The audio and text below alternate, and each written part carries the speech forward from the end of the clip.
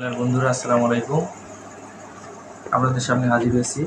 আগামীকাল মাছ ধরতে যাব পদ্মা নদীতে। তাই আজকে রাতেই পাউরুটিগুলো উপরের অংশ উঠায় গুঁড়া করে নিলাম, যাতে পয়েন্টে গিয়ে সময় নষ্ট না হয়। এর সাথে আছে এটা ঘি, এর সাথে আছে মধু, এটা ল্যাপিং সার, এটা আছে কোটার দুধ এবং উমাচরণের হলুদ পাউডার এবং উমাচরণের ছাতু। সবগুলো গুছিয়ে রাখছি যাতে ভোরে রওনা দেব, যাতে কোনোটা মিস্টেক না হয়। এখনই প্যাকিং করে রাখবো, কালকে ভিডিওর মাধ্যমে বিস্তারিত আপনাদের জানাবো।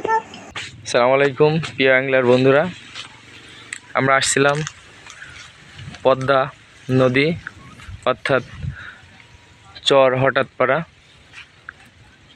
এই নদীতে ফিশিং করতে আসছিলাম সকাল থেকে আমি, বাবলু কাকা। তো এসে পরিবেশটা এখনও নদীতে প্রচুর স্রোত আছে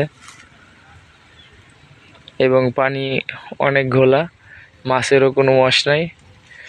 তো যে পরিবেশ হয়তোবা এখনও 1 সপ্তাহ লাগবে পানি পরিষ্কার হতে।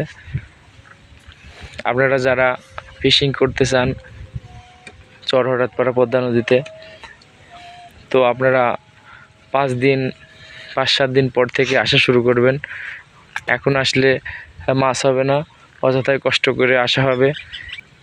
বর্তমান নদীর অবস্থা দেখছেন ভিডিওর মাধ্যমে আপনাদেরকে, প্রচুর এইদিকে পাড় ভাঙছে, হ্যাঁ, এবং এই সাইডেও প্রচুর পাড় ভাঙছে।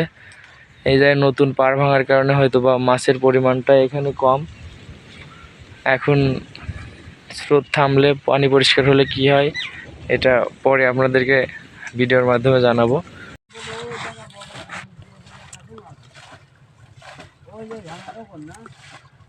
ভাই তাহলে মাছ এবার গাঙে খুব কম না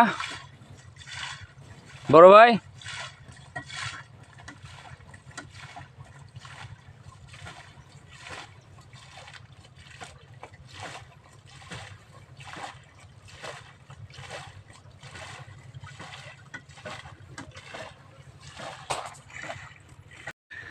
হ্যাঁ প্রিয় বন্ধুরা, আমরা চেষ্টা করলাম সারাদিন, কোনো মাছের ওয়াশ নাই।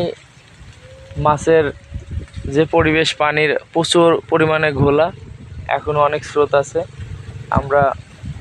আমি বাবলু কাকা দুজনাই অনেক চেষ্টা করলাম, মাছ কোনো রেজাল্ট করতে পারি নাই, মাছের কোনো দেখা মিলেনি, মাছের কোনো টান পাওয়া যায়নি এখনও।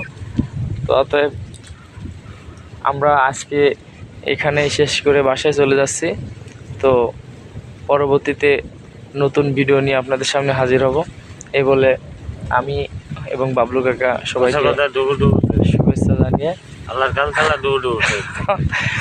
বাবলু কাকা বলতেছে যে আল্লাহ তাআলা ডুবু ডুবু তরির পক্ষ থেকে সবাইকে আন্তরিক শুভেচ্ছা ও অভিনন্দন। বাঁশের বাদে ঈশ্বরদী পাবনা।